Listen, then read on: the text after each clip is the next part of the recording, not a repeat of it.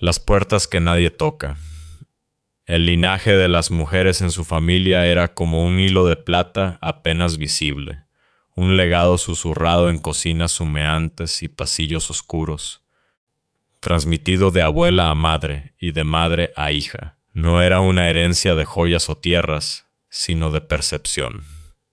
Su abuela materna, una mujer de manos arrugadas y ojos que parecían contener la sabiduría de los siglos, podía desentrañar el futuro en los pozos del café o en el caprichoso vuelo de un pájaro. Había predicho nacimientos y desdichas con una certeza que helaba la sangre, aciertos tan contundentes y privados que se guardaban como secretos de confesión. Su madre, a su vez, poseía un aura de calma tan profunda que actuaba como un imán para las almas rotas. Extraños en la calle, desconocidos en la fila del supermercado, se sentían compelidos a desnudar sus penas ante ella, encontrando en su mirada un santuario inesperado. Y luego estaba ella, la joven a la que llamaremos Elena. A sus 20 años, sentía que su parte de la herencia era la más ingrata, una mezcla volátil de la premonición de su abuela y la empatía de su madre.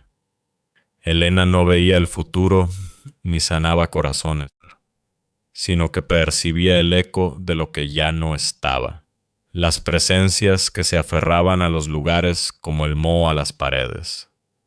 A veces era una sensación de paz, una caricia de aire cálido en una habitación fría. Otras, las más frecuentes, era un peso opresivo, una tristeza ajena que se le adhería a la piel y la dejaba exhausta. Este don o maldición era la razón por la que cada visita a la casa de su amiga Claudia se sentía como una incursión en territorio enemigo. La casa no era simplemente vieja, estaba enferma. Era una estructura de 2 pisos en un pueblo a las afueras de Barcelona, un lugar que parecía hundirse sobre sí mismo, exhalando un perpetuo aliento a humedad y decadencia. Desde la primera vez que cruzó el umbral, Elena sintió una vibración hostil, una energía estancada que se negaba a circular. Las paredes, especialmente en las zonas bajas, estaban manchadas por un moho oscuro y aterciopelado que trepaba como una enredadera maligna. Las habitaciones eran cuevas frías y sombrías, incluso en los días más soleados, y el aire era tan denso que parecía resistirse a ser respirado. Claudia y su familia intentaban combatir la opresión con un arsenal de velas e inciensos, pero sus fragancias dulces y especiadas solo se mezclaban con el olor a podredumbre, creando un perfume nauseabundo, el aroma de un funeral perpetuo. Incluso los animales de la casa, 2 perros que deberían ser pura energía y alegría, parecían sentirlo. Había rincones y pasillos que evitaban sistemáticamente, deteniéndose en seco con el pelo erizado, gruñendo a un vacío que solo ellos podían ver. Claudia, su amiga, era la personificación del miedo que habitaba en esa casa. Sufría una fobia paralizante a la soledad. No era un simple temor, sino un pánico visceral que la dejaba temblando y sin aliento. Por eso, casi todos los viernes, Elena se convertía en su guardiana. Los padres de Claudia salían a cenar y Elena se quedaba, compartiendo una cena improvisada y una conversación ligera para ahuyentar los fantasmas, tanto los reales como los imaginarios. Era un acto de amistad pura, un sacrificio que Elena hacía a pesar del malestar que le provocaba la casa. Cada vez que salía de allí se sentía drenada, como si la energía vital le hubiera sido succionada, dejando solo un cascarón vacío y un dolor sordo en los hombros, el peso invisible de la casa. Aquella noche de viernes no parecía diferente a las demás. El cielo se había teñido de un violeta profundo mientras los padres de Claudia se despedían. Las dos amigas estaban en la cocina, una isla de luz amarilla y cálida en medio de la penumbra de la casa. El sonido de las verduras al ser cortadas y el chisporroteo del aceite en la sartén creaban una falsa sensación de normalidad. Y entonces el primer golpe resonó en la casa. Toc, toc. No fue un llamado suave, ni el golpeteo casual de un visitante. Fue un impacto seco, violento, como si alguien hubiera lanzado un puño cerrado contra la madera maciza de la puerta principal. El sonido vibró a través del suelo, subiendo por las piernas de Elena y clavándose en su pecho.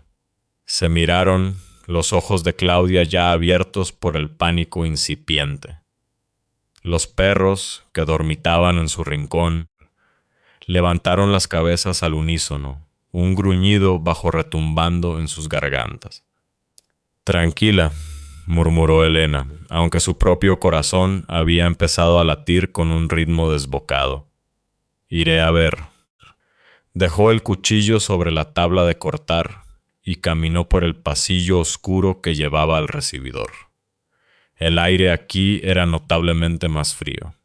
Se pegó a la mirilla, ese pequeño ojo de pez que deformaba el mundo exterior. No había nada. Solo el patio oscuro y silencioso, bañado por la luz pálida de una farola lejana. Ni una silueta, ni un coche, ni el más mínimo movimiento. «No hay nadie», dijo al volver a la cocina, forzando una sonrisa tranquilizadora. «Habrá sido el viento o alguna tubería vieja». Claudia no pareció convencida. Sus manos temblaban ligeramente mientras ponía la mesa. Elena sabía que cualquier explicación lógica era un simple parche sobre una herida de miedo mucho más profunda. La verdad era que ella tampoco se lo creía. El golpe había sido demasiado deliberado, demasiado humano. Terminaron de preparar la cena y se instalaron en el salón.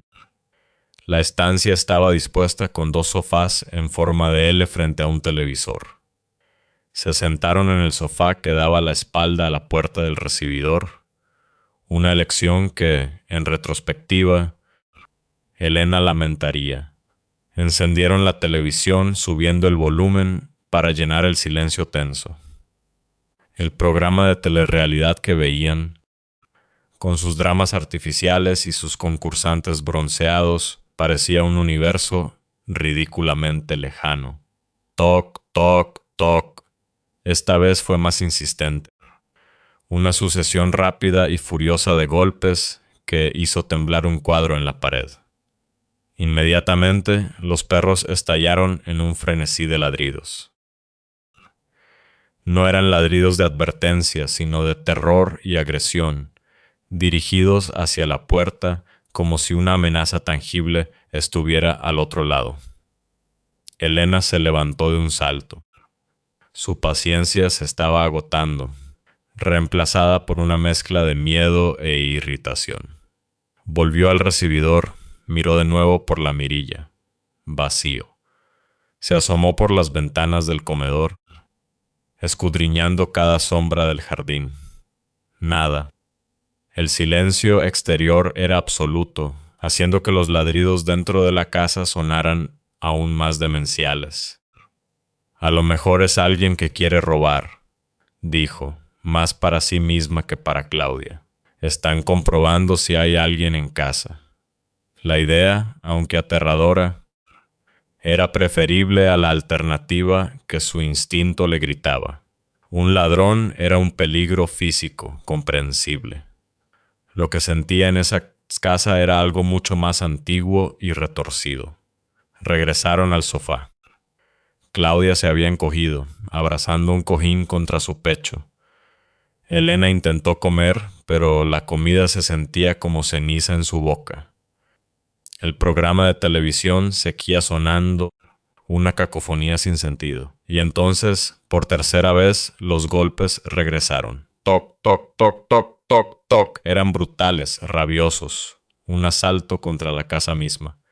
Esta vez, algo dentro de Elena se rompió. El miedo dio paso a una furia helada.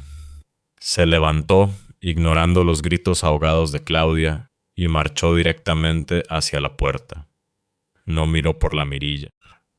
No dudó. Giró el pomo y la abrió de golpe, con tanta fuerza que rebotó contra el marco. ¿Quién es?, gritó al patio vacío. Salió al exterior, sintiendo el aire frío de la noche en su piel. Los perros se precipitaron tras ella, ladrando a las sombras, corriendo en círculos, como si persiguieran a un fantasma. Pero no había nadie.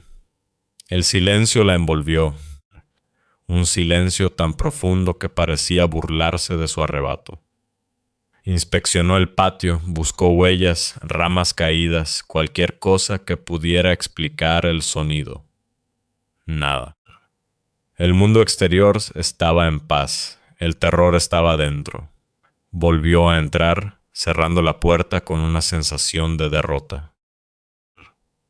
Giró la llave en la cerradura y echó los 2 cerrojos, como si eso pudiera mantener a raya lo que fuera que los estaba atormentando. Cuando se giró, la escena en el salón la dejó paralizada. Claudia seguía en el sofá, pálida como un fantasma, pero no era ella lo que le preocupaba. Eran los perros. La hembra, la más nerviosa de los 2, estaba pegada a su cuerpo, temblando violentamente, buscando refugio en su espalda, en sus piernas, como si Elena fuera su único escudo contra un horror invisible.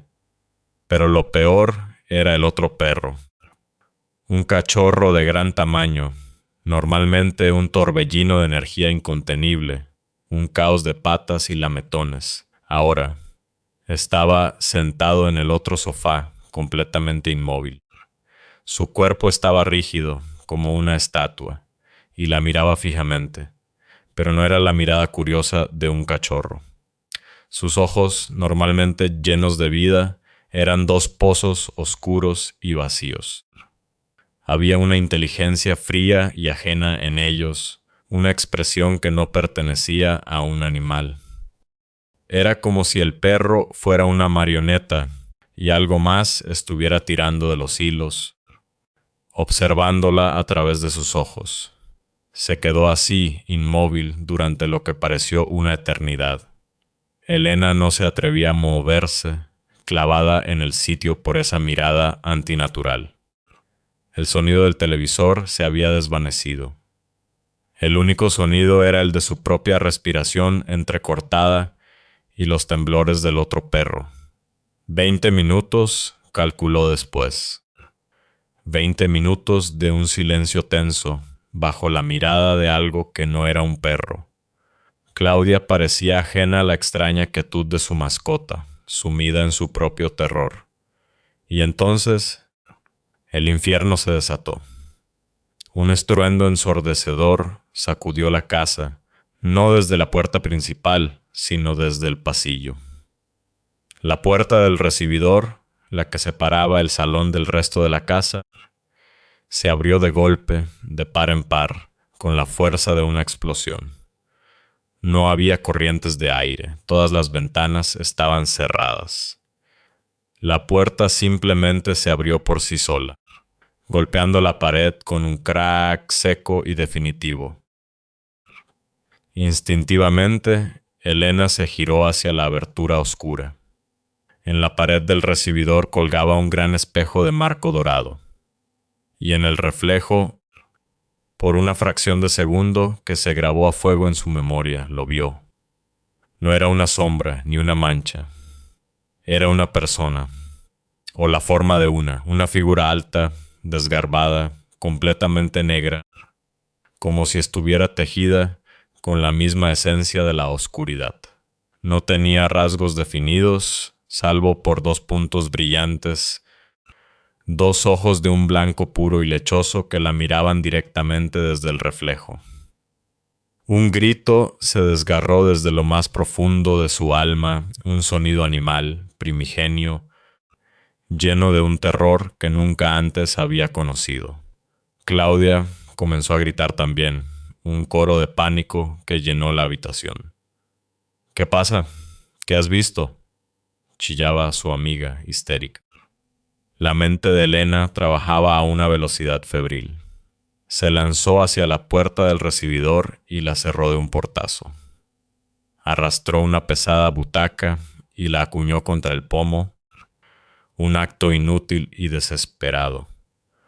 Luego corrió hacia Claudia y la cubrió con una manta, como si una simple tela pudiera protegerla de aquella visión de pesadilla. Sabía que había algo. Sollozaba Claudia desde debajo de la manta. ¿Lo estás sintiendo? Dímelo. Por favor, dime la verdad. Pero lo que más perturbó a Elena, más que la puerta, más que la figura en el espejo, fue el perro. Durante los gritos, el portazo, el pánico absoluto, el cachorro no se había movido ni un centímetro. No había ladrado, ni siquiera había girado la cabeza. Seguía sentado, inmóvil, con la misma mirada vacía y fija en ellas, como si el caos que las rodeaba fuera un espectáculo sin importancia, como si su única misión fuera vigilarlas. Esa quietud, esa indiferencia antinatural era más aterradora que cualquier fantasma. «Vamos a tu habitación», dijo Elena, su voz un tembloroso susurro. «Métete en la cama. Yo me quedaré contigo hasta que vuelvan tus padres». Se refugiaron en el dormitorio de Claudia, una pequeña habitación al final del pasillo. Elena se sentía observada a cada paso. Se metieron juntas en la cama, los perros a sus pies. El silencio volvió a caer, pesado y amenazante. De repente, un sonido agudo y estridente rompió la quietud, el timbre. Elena miró a Claudia, cuyo rostro había perdido el último rastro de color. Estaba lívida. «¿Qué pasa?», preguntó Elena. «Serán tus padres». Claudia negó con la cabeza, sus ojos desorbitados por el terror. «El timbre», susurró, «lleva 2 años sin funcionar». El corazón de Elena se detuvo. La idea de una broma macabra, de alguien jugando con ellas, cruzó su mente, pero la descartó de inmediato. La frialdad de la casa, la mirada del perro, la figura en el espejo. Aquello no era humano. Decidieron ignorarlo. Claudia, agotada por el miedo, se durmió casi al instante, cayendo en un profundo letargo. Pero Elena permaneció despierta, con los ojos abiertos en la oscuridad, tapada hasta la nariz, rezando en silencio cada oración que recordaba de su infancia, a pesar de no ser creyente. Cada crujido de la casa era un nuevo asalto a sus nervios. Pasó casi 1 hora. El silencio era casi total, y entonces volvieron los golpes. Toc, toc, toc, en la puerta principal, fuertes, insistentes. Esta vez, Elena sintió un alivio irracional. Tenían que ser los padres de Claudia. Agarró un viejo palo de escoba que había en un rincón de la habitación y, con el corazón en la garganta, fue a abrir. Efectivamente, eran ellos. El padre la miró con el ceño fruncido. ¿Por qué estaba la puerta cerrada con llave? Elena intentó explicarlo. El timbre que no funcionaba, los golpes. El padre la interrumpió con una sonrisa condescendiente. «Ah, esta casa cruje mucho. Con el buen tiempo haremos unas reformas. Seguro que te has sugestionado». Mientras él hablaba, intentando envolver el terror en una manta de lógica barata, Elena vio a la madre. Estaba de pie detrás de su marido, en silencio. No sonreía. La miraba fijamente, con una expresión seria, casi severa, y en sus ojos Elena no vio sorpresa ni incredulidad, vio resignación. Vio un conocimiento profundo y antiguo, vio la confirmación de que ella no estaba loca. En esa mirada lo entendió todo, entendió que ellos lo sabían. Sabían que la casa estaba enferma, que no estaban solos. Y la mirada de la madre le decía algo más. Le decía que Claudia, su propia hija, era parte del problema, que sin saberlo, su energía atraía y alimentaba lo que allí habitaba. Agradeció que la dejaran quedarse, recogió sus cosas a toda prisa y salió de esa casa como si el diablo la persiguiera. Al cruzar el umbral hacia el aire fresco de la noche, sintió como si un peso inmenso se levantara de sus hombros. Nunca volvió. Cortó la relación con Claudia no por maldad, sino por pura supervivencia. La energía de esa casa y la de su amiga eran un veneno para su alma. Las semanas que siguieron a esa noche fueron un borrón de ansiedad. La figura del espejo se había instalado en los rincones de su mente. Elena dormía con la luz encendida y saltaba con cada crujido de su propio apartamento. La experiencia la había dejado con una herida psíquica, una fisura en su percepción de la realidad. Y a través de esa fisura comenzaron a filtrarse los sueños. Al principio eran un refugio. Soñaba que estaba en una casa de campo, luminosa y cálida, rodeada de una familia que no era la suya, pero que sentía como propia. Unos padres cariñosos, hermanos pequeños que reían, un ambiente de paz idílica. Se despertaba en el sueño en una cama junto a niños que no conocía. Bajaba unas escaleras de madera y saludaba con un beso a un hombre y una mujer que, en el extraño lenguaje de los sueños, eran sus padres. El amor que sentía por ellos era tan real, tan tangible, que dolía. La casa tenía graneros y un río cercano cuyas aguas corrían claras y cantarinas. Después de desayunar en el sueño, salía a pasear con un grupo de amigos, rostros desconocidos que su corazón onírico reconocía como los de toda la vida. Pero poco a poco, una nota discordante comenzó a sonar en esa sinfonía perfecta. La sensación de que algo no iba bien, la misma que sentía en la casa de Claudia, empezó a invadir su paraíso soñado. Un día, mientras caminaban junto al río, sus amigos del sueño se tuvieron y la miraron de forma extraña. «¿Tienes algo raro detrás de ti?», dijo uno de ellos, su voz desprovista de la alegría habitual. «Parece una persona, pero es toda negra», añadió otra, señalando con un dedo tembloroso un punto justo sobre el hombro de Elena.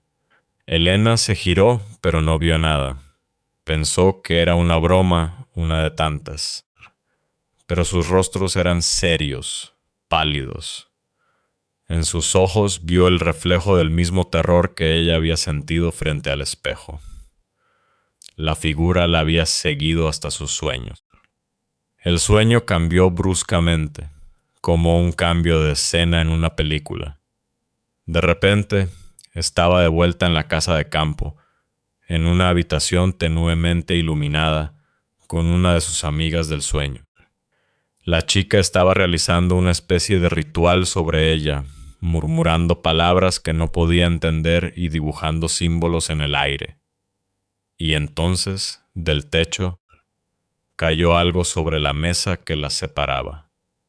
Era un gato negro, de un pelaje tan oscuro que parecía absorber la luz.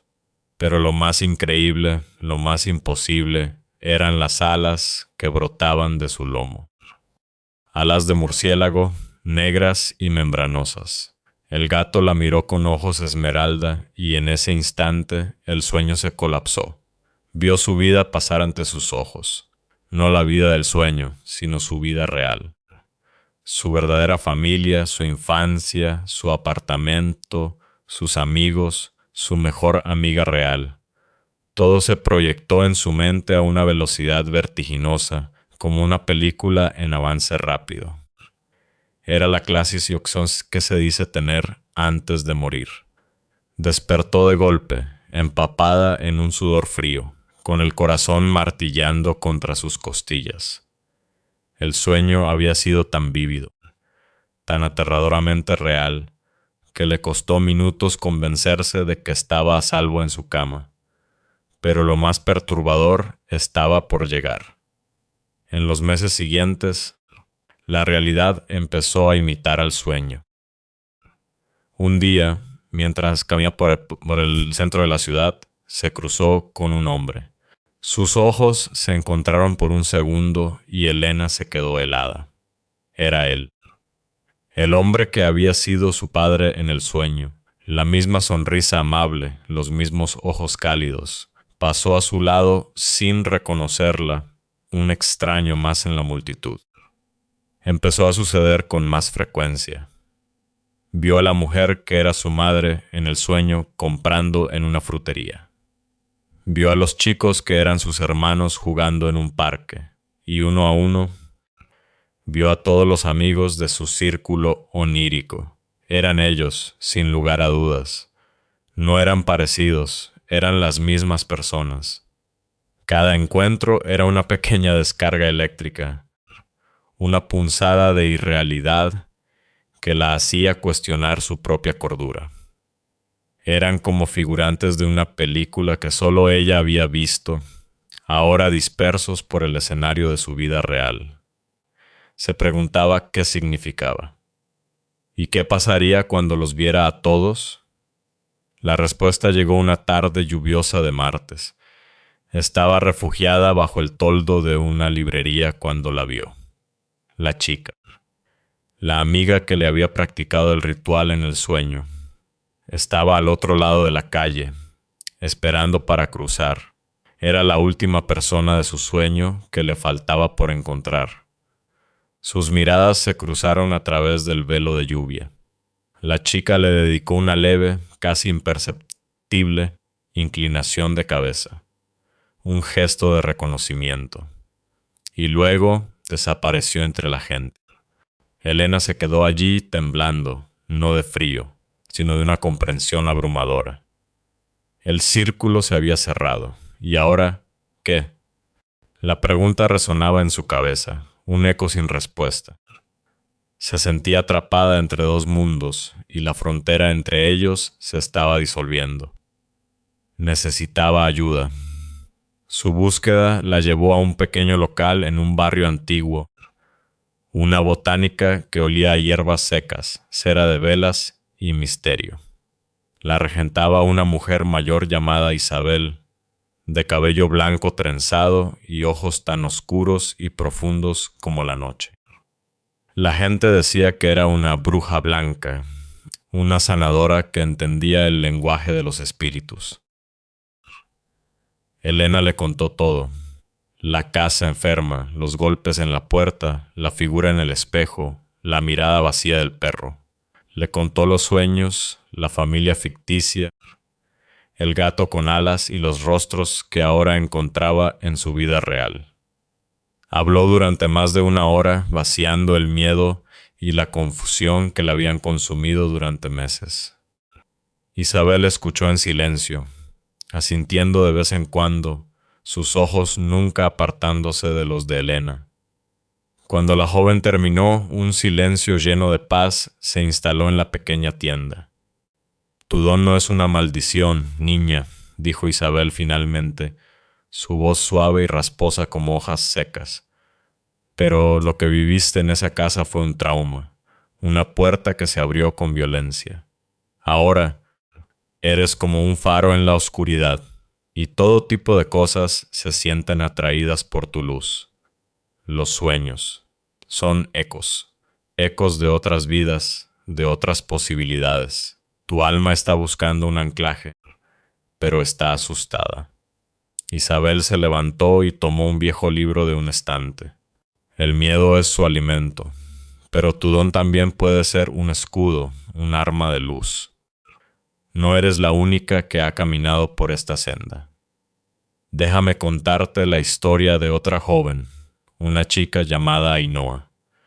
Y mientras la tarde moría afuera, Isabel comenzó a narrar.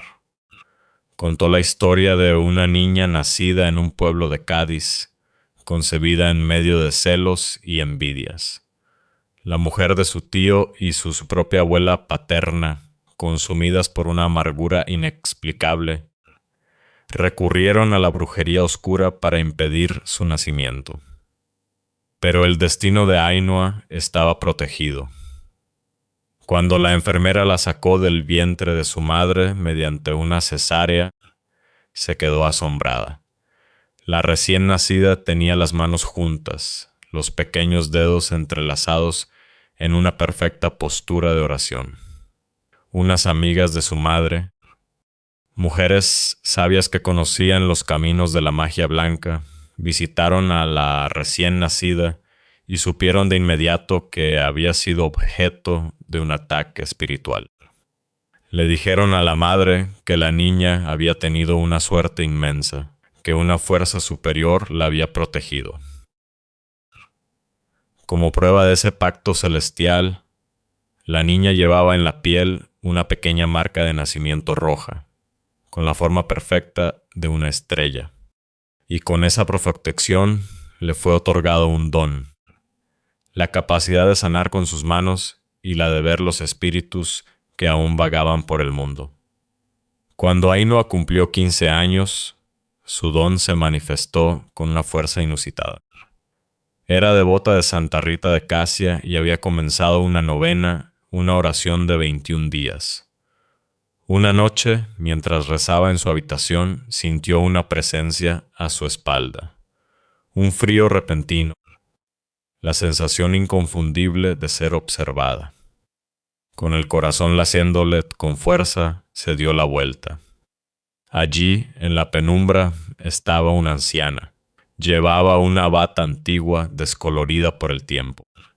No emitía luz ni calor. Era una figura gris y triste, con una mirada perdida en un punto lejano. Sus labios se movían y un susurro apenas audible llegó a los oídos de Ainhoa, repitiendo una y otra vez la misma palabra.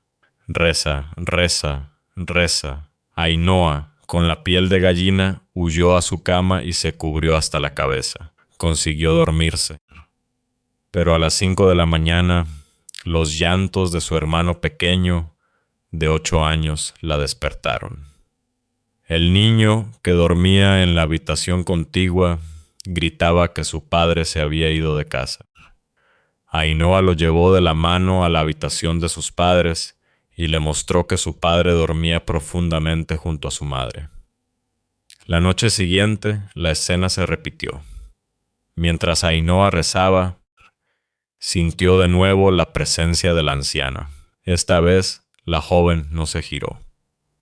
«¿Qué necesitas?», preguntó a la oscuridad, su voz temblando a pesar de su intento de sonar valiente. Y de nuevo, el mismo susurro. «Reza». En ese momento su madre se levantó para ir al baño.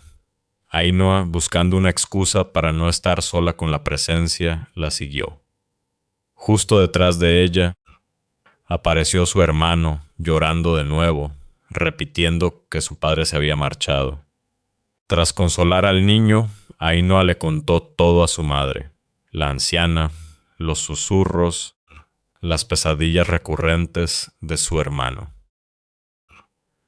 A la mañana siguiente, la madre la llevó a casa de una de sus amigas, la misma bruja blanca que había reconocido su don al nacer. Mientras Ainhoa relataba los hechos, la mujer la detuvo. «Esa alma», dijo con seriedad, «está atormentando a tu hermano. Utiliza el miedo del niño, su apego a vuestro padre, para ganar fuerza y hacerse visible para ti. No es maligna, está perdida. Solo necesita luz para encontrar su camino». La mujer le dio instrucciones sencillas. Ainhoa debía ir a una iglesia donde hubiera una imagen de Santa Rita y encender una vela blanca en su nombre durante 3 días consecutivos. Y así lo hizo. La primera vela, la segunda, la tercera. Y tal como la mujer había predicho, su hermano no volvió a despertarse con pesadillas. La casa se sentía en paz. La noche del tercer día, Ainhoa tuvo un sueño. Se vio a sí misma en el entierro de la anciana. Era una ceremonia al aire libre, bajo un cielo sereno. De repente, del cielo bajó un haz de luz pura, tan brillante que era imposible mirarlo directamente. La luz envolvió el alma de la anciana, que caminó hacia ella. Pero antes de ascender, la luz, que de alguna manera se sentía como una entidad consciente, se giró hacia Ainhoa. No tenía rostro, pero la joven sintió su mirada sobre ella, una mirada llena de gratitud. Una voz que no era una voz, sino un sentimiento resonó en su alma. Serás recompensada. Isabel cerró el libro. La tienda estaba casi a oscuras, solo iluminada por el parpadeo de unas pocas velas. Elena la miraba, sus ojos llenos de lágrimas, pero ya no eran lágrimas de miedo. ¿Entiendes, niña?, dijo la anciana con suavidad. No estás siendo castigada, estás siendo llamada. Tu miedo es la puerta por la que entran las sombras, pero tu fe, tu intención puede ser la luz que las guíe. Elena se quedó en silencio durante un largo rato, asimilando la historia de Ainhoa. Por primera vez en meses, no se sentía como una víctima. El terror no había desaparecido por completo, pero ahora estaba acompañado de algo nuevo, una sensación de asombro, un destello de propósito. Su sensibilidad no era una enfermedad, sino una herramienta que debía aprender a usar. Salió de la tienda de Isabel sintiéndose diferente. El mundo parecía el mismo, pero ella había cambiado. El peso en sus hombros se había aligerado, y la sabía que el camino sería largo y que las sombras seguirían acechando en las esquinas. Sabía que los rostros de sus sueños podrían volver a aparecer. Pero ahora no estaba sola. Llevaba consigo la historia de Ainhoa, un mapa para un territorio desconocido. Esa noche, por primera vez en mucho tiempo, Elena encendió una vela blanca en su apartamento. No lo hizo para ahuyentar la oscuridad, sino para invitar a la luz. La pequeña llama danzaba en la quietud de la habitación, proyectando su sombra, ahora serena, sobre la pared. Y en el corazón de esa llama, por primera vez, Elena no vio una amenaza, sino una promesa.